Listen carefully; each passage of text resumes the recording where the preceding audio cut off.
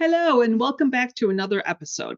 Today, we're going to be talking to none other than Daphne Valcin. She is the CEO of Daphne Valcin Coaching. Daphne is a master certified coach and also a certified facilitator. Her training and experience has equipped her with skills that are valuable to teams looking to enhance their connection. There are a few things that I'm going to be talking to Daphne about. The very first one is the importance of developing a personal mission statement. The personal mission statement can actually help you create your custom career roadmap. The second thing we're going to be talking about is what consists of your village of advisors. And finally, we're going to be talking about how you can embed emotional intelligence into your work life. Stay tuned for my conversation with Daphne.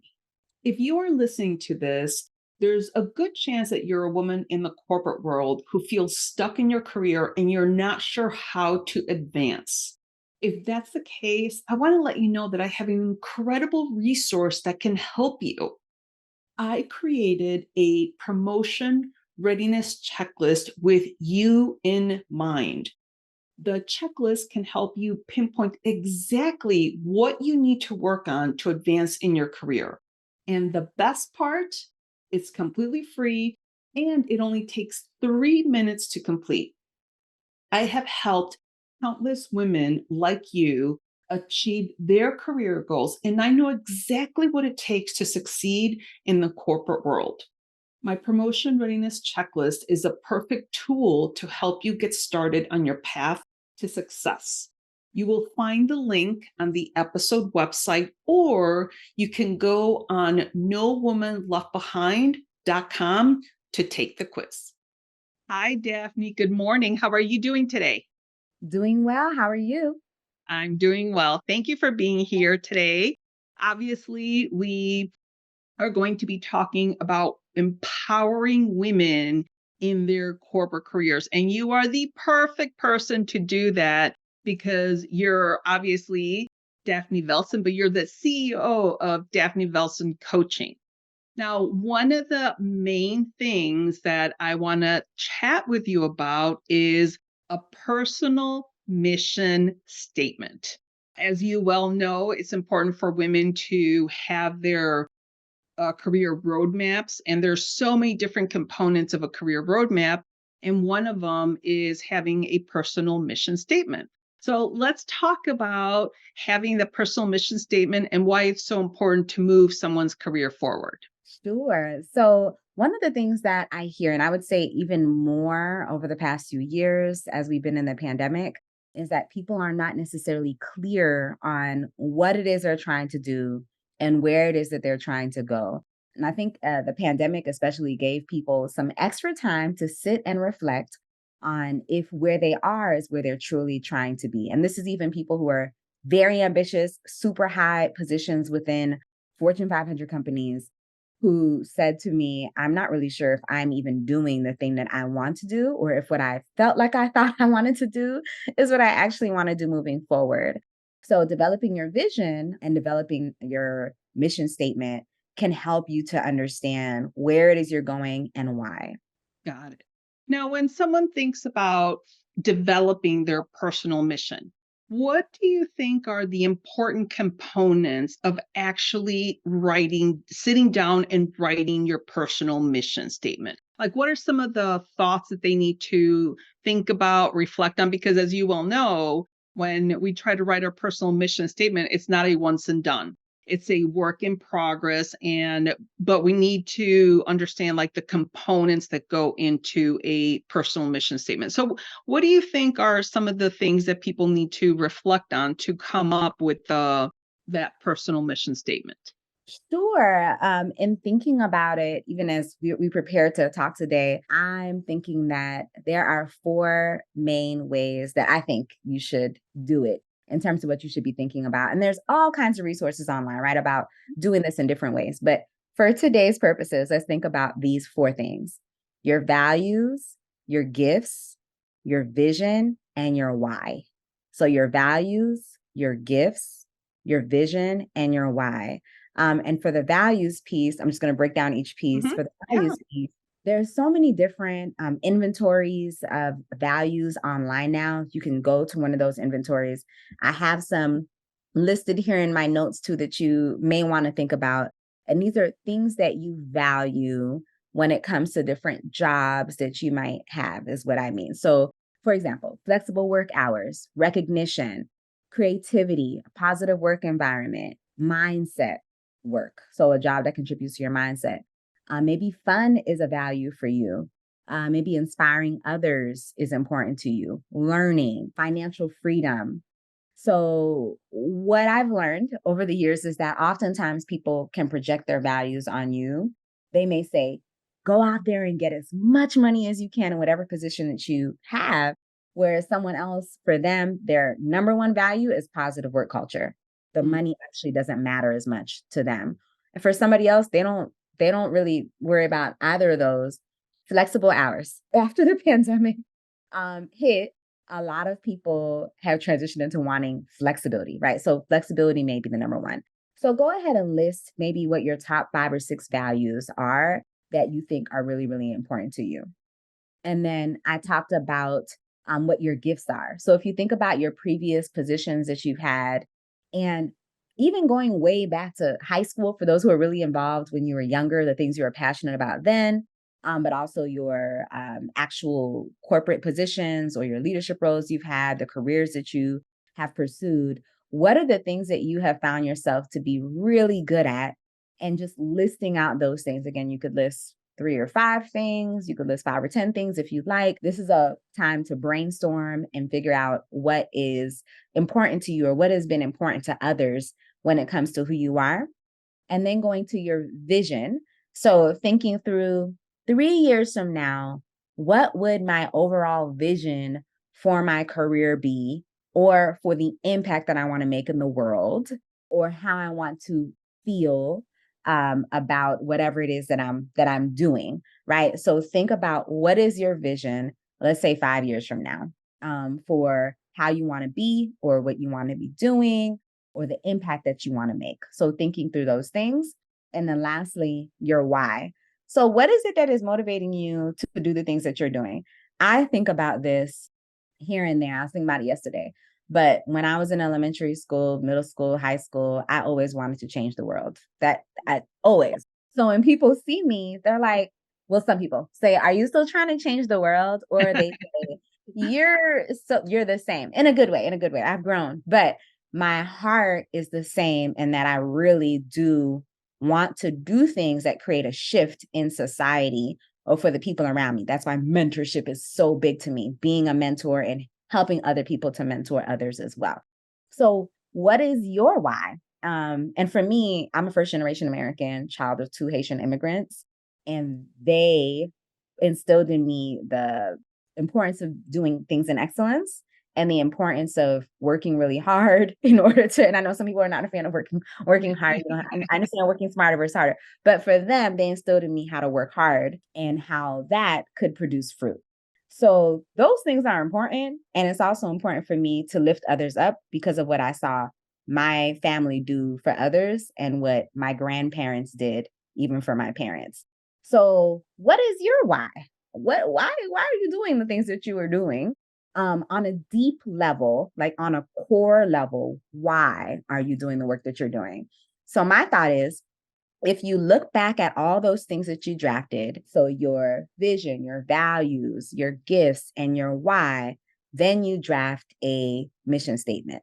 So the mission statement may say something like, my mission is to, and then whatever the vision is, in a way that is, and maybe you incorporate those values in there, or maybe you incorporate your gifts that utilizes my gift for blank so that I can, and maybe that's your why, right? So maybe it's instill in others the things that were instilled in me when it comes to the value of excellence and hard work, or maybe it's to have financial freedom for my family for generations to come. So mixing those things together and whatever works well for you, but taking the time to brainstorm those things can help you to get clearer on your mission. And I know some of you may be saying, well, that doesn't answer the question of what company should I work at, right? Or what specific position? But what it will answer is when an opportunity comes your way and it is not aligned with your mission statement, you can say a clear no. When an opportunity comes along and it's interesting and it completely aligns with your mission, you can say a yes, or you can say, I'd love to have a conversation, or I'd love to pursue that and see where it goes and learn more about it and compare it to your mission. It also can help you within your company to figure out what opportunities you may want to pursue, even internally over the next few years. I love that. You gave us a very simple way of putting that personal mission statement together. And I like that you interchange the values and the gifts because a lot of times, and you're right, there's a million different resources online about creating your mission statement. But what I really like is that you allowed the person to brainstorm before. And that's why I also said it's not like a once and done. Sometimes it might take, 2 or 3 sessions or a few days for you to think about those things. Because if you ask somebody, okay, Daphne, what are your gifts right now? You may draw a blank and you're like, you can think of 1 or 2, but you may not, think of a lot of them. So I like that you said values, gifts, the vision, and the why can all be part of that mission statement. So that is a great thing.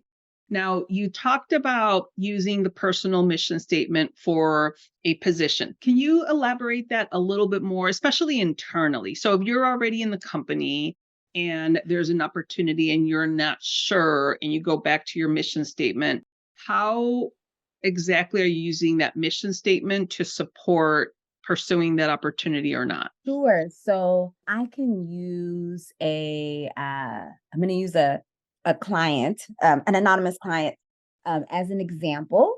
So, and I'm going to change a whole bunch of things, including the sector the client works in. So this client had a position in a company making a very good amount of money, but not really enjoying the work that she was doing. Let's say that she was working in financial services. So, one of the things that we clarified was where does she want to work in her company, if she wants to work at all within her company. She realized that she wanted to stay within her company, but she realized through understanding what she wanted. We talked about 10 years down the road out of life. We realized that she needed to be able to speak to some higher ups, maybe some people in some higher level leadership positions, and to cultivate a network with them, because she may not be able to get to the role that she wanted directly just by applying.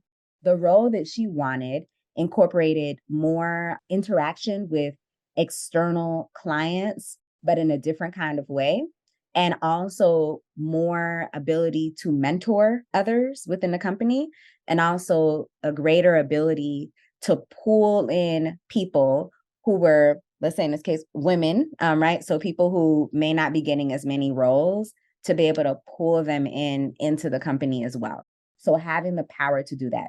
This client had a passion for mentorship, has a passion for problem solving, has a passion for innovative ideas. And that we clarified through thinking through her vision. So this client was able to cultivate the relationship with someone who was higher up in the organization and was able to also participate in different initiatives within the company that got her greater awareness throughout the company internationally, and was able to move up. I feel like it was three, I don't want to say, I think it was 5 bands, but I'm gonna say 3 bands, at least 3 bands up. And as opposed to moving just to the next higher up role in the company, was able to move up 3 bands, and also was able to increase her salary by 105%. But so clarifying kind of what she didn't want and what she did want and why, and where she wanted her life to be 10 years from now, allowed her to be able to more strategically move in the company. And she was able to do those things that were important to her as well. Oh my gosh, that is a perfect example. And I'm so glad you shared that story because that is a perfect example of how you can use that personal mission to move yourself forward in the company. Now, I always also use a very simple example of like values, like core values.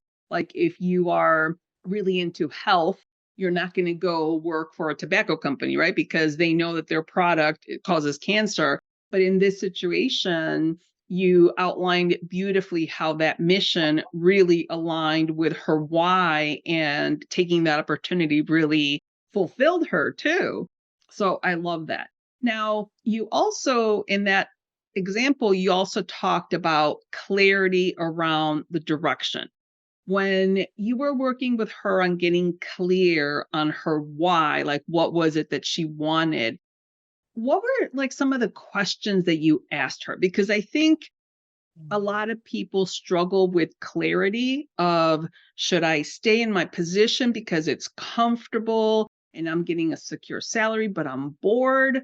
Should I move to another position? Should I go to another company? Those are the things that I hear often, that people are, women specifically, are not clear on.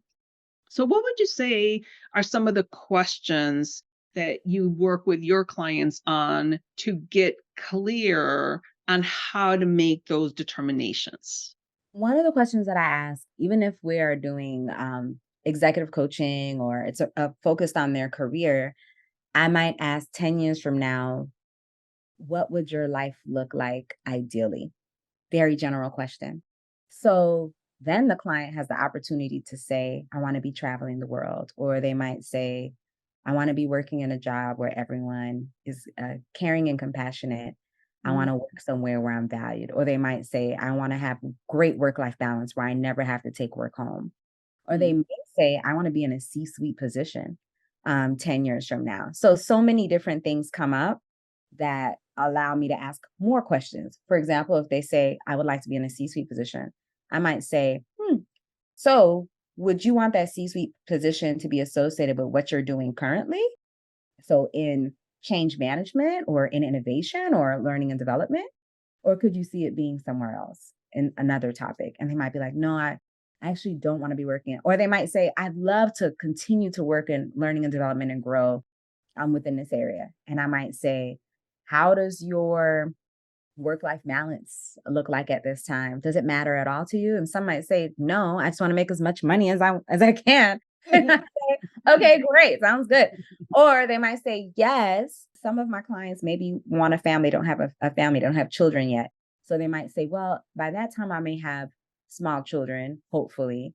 So I'd want to still be in the C-suite role, but I want to have work-life balance. I'm able to at least be home after work. I don't mm. need to work from home, but I want to be home after work.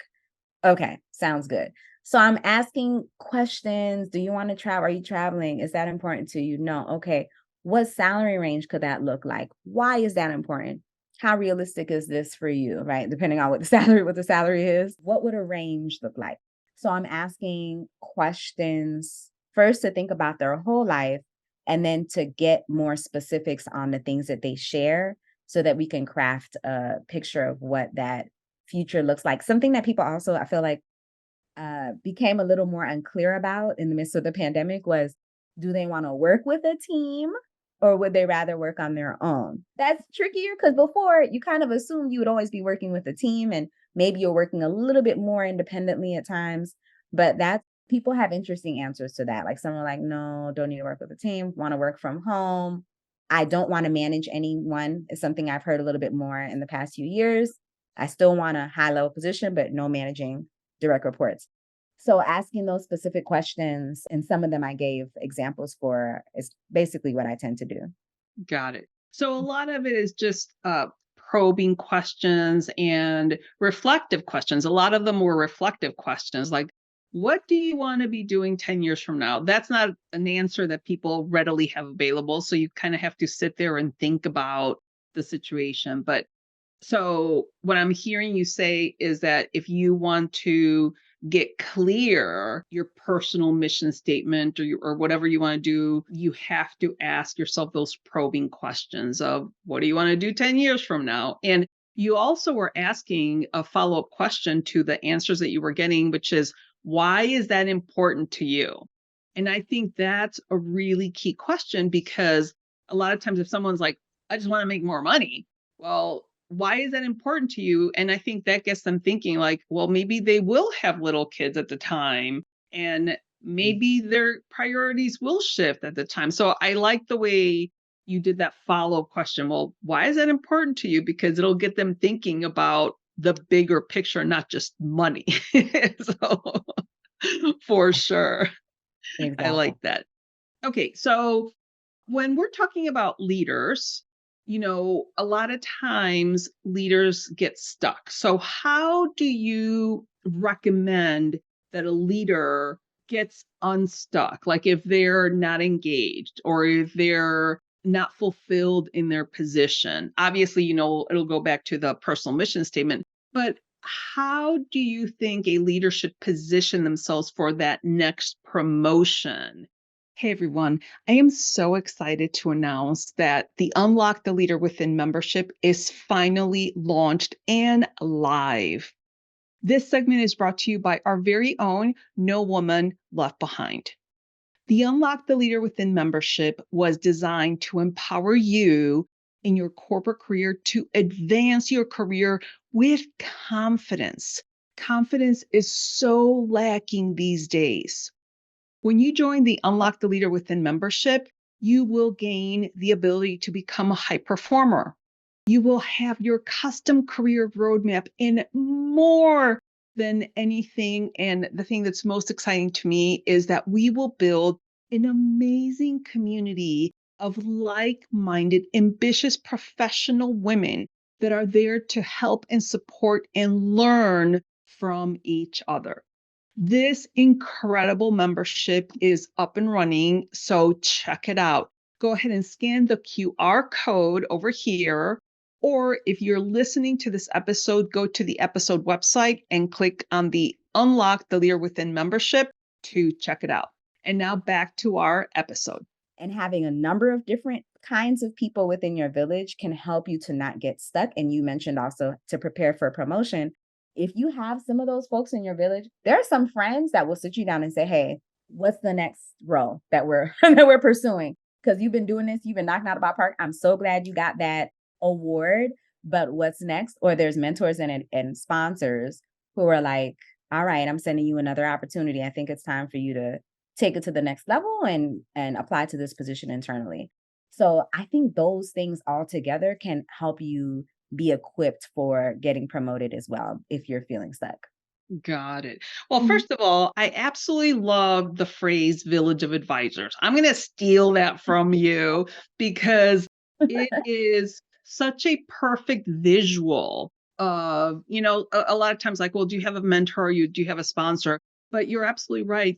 It's a village of, depending on what your needs are. I have three sisters, so they're my village of advisors, with our family. But I also have my college roommates, I have my work friends, I have all these people. And most importantly, you mentioned a mental health professional. Obviously, not everybody needs a therapist, but I think there's a lot less stigma these days about going to see a mental health professional. In the olden days, if you said, go see a therapist, they're like, well, I'm not crazy. Yeah, but therapy isn't about that. It's about helping you navigate challenging situations. And they're on demand. No therapist says you have to come every week for a year. It's like, come when you need me. So I love the visual of the village of advisors. Now, you also mentioned a change management expert, and obviously we have a lot of different people listening. So, from your perspective, just so that the audience is clear, what would you say a change management expert does? Yeah. So, okay, there's a few different clients that when they get to a certain level and they're managing a lot of people, they're starting to see a lot of issues happen and they're not really sure how to approach those issues. The issues could be new software is being rolled out and you are responsible for getting buy-in from everyone in the company or everyone on your team, for example. Or it could be that there have been layoffs, and you went from a team of 8 to a team of 4, and you now have to help your team figure out how they're going to move forward, and also you want to prevent additional people from quitting. So in my opinion, and from my knowledge of change management, I wouldn't call myself a change management expert at all. But in the studies that I've done on change management, A change management expert helps you to understand how to take different ideas or situations or circumstances from wherever they are to a place where people at the company are bought in and understand what the processes are for implementation of whatever you need to do moving forward. Whether it's an issue that's caused you to be in like the change management loop, like there's all kind of resources about change management online. But in my mind, I'm thinking about like the loop of how communication and buy-in goes when it comes to change management. But wherever you are, the change management expert or change management professional development that anyone who's listening can do can help you understand how to get people to a place of buy-in and moving forward together in a great way. I love how you said they can help the people get the buy-in because, you know, and I myself have been in my past life was responsible for implementing a new system and then bringing all the staff from we're starting this to a year and a half later to people are now comfortable. There's a whole lot of stuff that happens in between the beginning and the return to normal, return to status quo. So thank you so much for that explanation. I think that was a very good way to explain it. I just wanted to make sure or anybody that was out there and going like, what's a change management expert do? Well, it is helping people manage that change of whatever, company, corporate situation has happened. All right. So I'm going to shift the conversation a little bit to talk a little bit about you. How is it that you decided? Now, you said earlier when we started talking that since you were a little girl, you just wanted to make a difference in the world. And so, how and when did you know that you wanted to become a coach to help people through their executive careers? And so, tell me a little bit about your story. Sure. So I didn't know what a life coach was after graduating from college.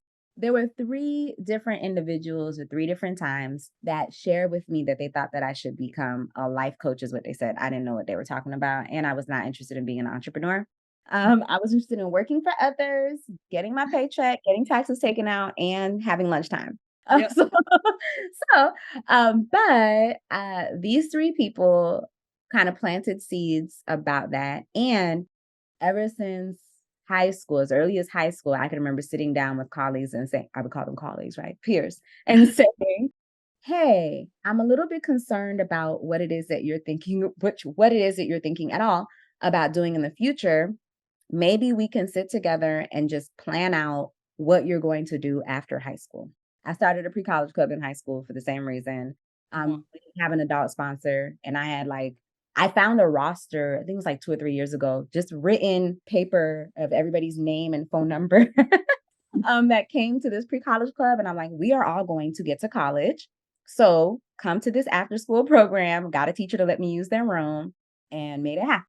So fast forward over the years, I realized that my undergraduate degree is in public relations, my master's is in education. I had a passion for tapping into the potential of people and their ideas over time. All that, the helping people thing followed me into Washington, D.C. I worked there and lived there for about 7 years. I would meet with people at restaurants after meeting them somewhere random, like a birthday party, and say, hey, okay, you're trying to start this thing. Well, let's meet up and let me help you to figure out how you're going to make this thing happen. I didn't know that was an actual job, like helping people when it came to whatever their goals and vision was. But I met my husband before trying to get an MBA. I took my GMAT 3 times until I got the score that I wanted, took a Kaplan class, did networking, did all the things you're supposed to do when you want to get an MBA. But then I met my husband in the middle of all of that. And within a year, we were married, within a year of meeting. So in the middle of all of that, I decided that I was going to go in a different direction where I could delve into something that could grow with my family as an entrepreneur. And then thought about what could that be? And as I explored the things that I did in my background and the impact that I've been able to have at the companies that I worked for and the positions that I had, coaching was what I ended up with launching. And that was in 2014. So as of now, I've been doing it for almost 10 years now.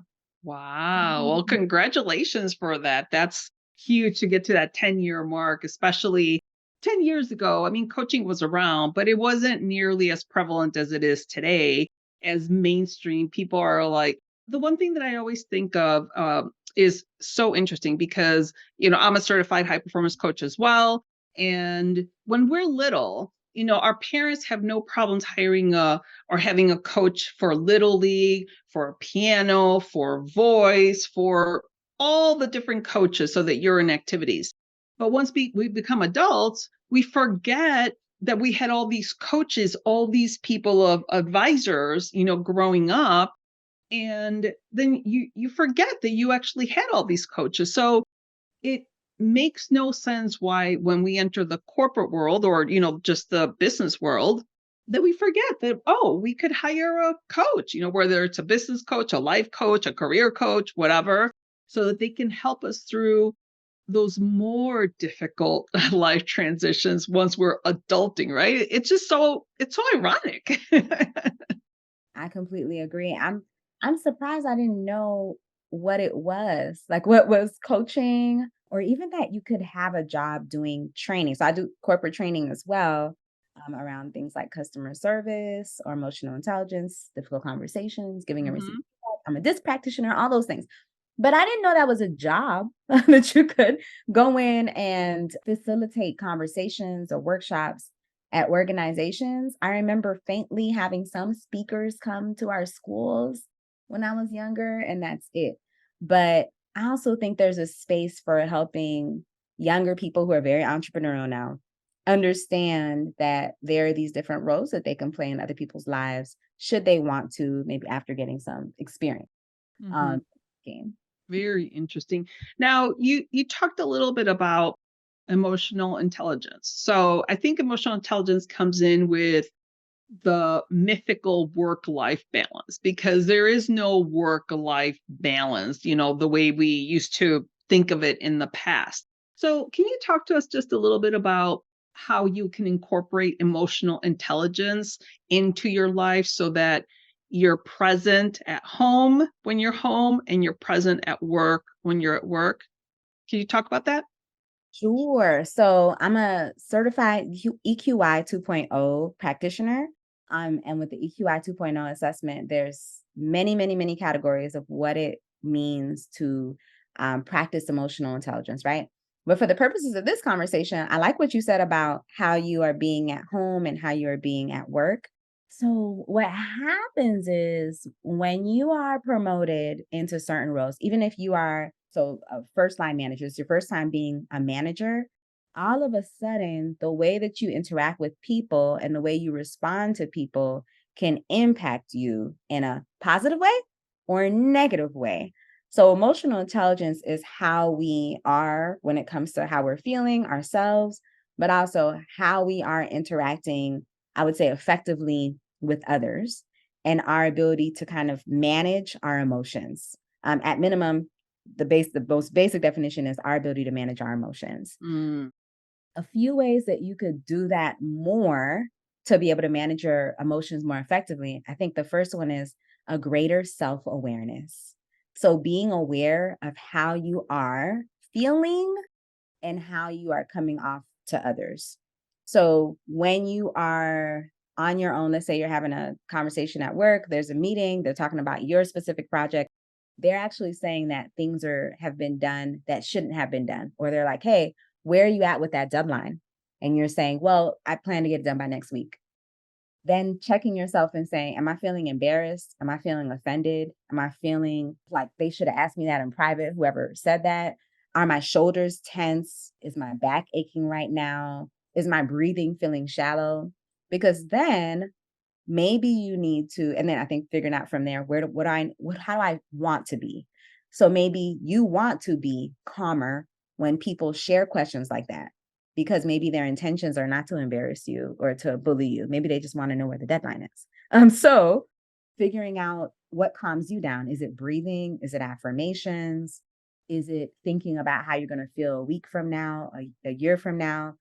And then also that how you come off to others when your shoulders tense up and your back is aching and your breathing is shallow, maybe your facial expression is looking like you got an attitude right now too. Yeah. So your facial expression is like looking a certain way. And then maybe that prevents others from thinking about you for projects or thinking about working with you or thinking about promoting you because they just feel like you just always have an attitude and they can't even ask you any questions. So it's Mhm. how are you feeling and then how are you coming off? That can apply to home too, because maybe you think someone was saying a few days ago, she was saying in her, she was researching that adults and kids both can experience feeling like they have to put so much of themselves out there to be professional or to hold themselves in at school that when they get home, they lash out. Adults and kids, right? So you can think about how am I interacting with my children or my mother or my sister or my cousin, even when they get me worked up, when they say something disrespectful or when they do something wrong, they drop something that I care about, my cup that I love, and think about how am I feeling? How am I doing? What am I experiencing? And also how am I coming off? And I think there's a book called like Helping Not Hurting. It's about like doing international missions or something like that. But you can think, is my response helping the situation or is it hurting the situation in this case? Whether it's your own mental health that it's hurting or your relationship with the other person. So those are some things, being self-aware, how am I feeling? And then how am I coming off at home and at work? The more you're able to hone in on those things, I think the more doors open up for relationships, for your working relationships, for promotions, for opportunities, all kinds of things open up when you can be more aware of those things. I think that's so enlightening because a lot of times, and I do recall a specific situation years ago where this woman was walking around the office and she just looked like she was angry all the time. And then sometimes someone finally asked, like, why are you angry all the time? And she's like, what are you talking about? This is just my face. It's just like, well, you look like you're angry all the time. She's like, really? Like she never realized it. So she was able to make a little bit or try not make tweaks to her face, but at least try to smile a little bit, because it makes such a big difference. And also, my kids are adults now, but I vividly remember when they were little, they would behave for everybody else. But then when they came home, they were like not behaving for me. I'm like, why do I get all the crappy behavior? I can Yeah. relate. I have a 5 and 7-year-old, so I Okay. Well, I'm a little bit ahead of you. My son is 25 and my daughter's 22, so just a little bit. Well, Daphne, this has been such a wonderful conversation. You have given us so much already, but I wonder if there's maybe one actionable tip that you think you can leave the audience with before we let you go. One actionable tip I have is I want you to think about the next 90 days of your life, right? For whenever you hear this episode. And even if you don't get a chance to go through that whole process that I talked about earlier with looking at your values and your gifts and your vision and your why, I want you to think about maybe what are 2 or 3 words that embody how you want to be over the next 90 days that could maybe influence your long-term vision. Because when we talked about the emotional intelligence piece, us talking about the mission statement, it all connects, right? Your how you are and how you're showing up can impact what happens moving forward. So just think about what are those 3 words that you want to exude over the next 90 days. Because if you can exude them over the next 90 days and they're aligned with your values and maybe even your mission, then you maybe could exude that for the next 120 days and the next year and the next 3 years, a little bit more to be aligned with who you are and where you want to be. I love that. And just so that everybody is aware, my mission is to empower women in the corporate world to overcome their day to day obstacles, to empower themselves with confidence, but most importantly, is to create that career roadmap for professional success. So, Daphne, do you want to share your mission? Sure. So I would say my mission is helping mission driven leaders to build a firm foundation. And that's what you would currently see at my website if you access it 2023, right? But the part that you won't see on there is to impact their own lives, to impact the individuals around them, to impact their communities and impact society as a whole. That's like my hidden Mm, mission. I love that. I I love wanted that. to change the world. So, yes, so that would be my mission. I love that. Well, thank you for sharing that. And I appreciate you coming on and sharing all of your wisdom with us today. Thank you so much. All right. What a great conversation with Daphne. A few key takeaways on the personal mission statement. Daphne advised that it can help you clarify your values, your gifts, your vision, and your why, which can definitely guide you in making proper career decisions and help you stay aligned with your goals. Next, we talked about your board of advisors. And so, what does that consist of? Basically, anyone in your network, which is your mentors, sponsors, friends, expert advisors, mental health professionals, and any coaches that have helped you navigate challenges. They can all help you get unstuck and prepare for promotions in your career. The other thing that I wanted to add to this is that by talking to all these people, they can help you uncover your blind spots. A lot of times we can't see ourselves as others see us. So all you have to do is ask all of these people, what do I do well? And what could I do better? And the things that they tell you that you could do better, those are the things you want to focus on and develop for your future career opportunities. We then talked about emotional intelligence, and emotional intelligence is you being aware of your feelings and how you come across to others, both at home and at work. Managing your emotions effectively can improve relationships and opportunities. So, all of those things are fantastic things for you to be aware of when you are working on yourself to be able to advance in your career. Daphne leaves us with one actionable tip. She suggests that you take some time to do some reflection work and come up with 2 or 3 words that embody the vision of how you want to be over the next 90 days. And it would be good for you to align this vision with your values and your mission to influence your long term success.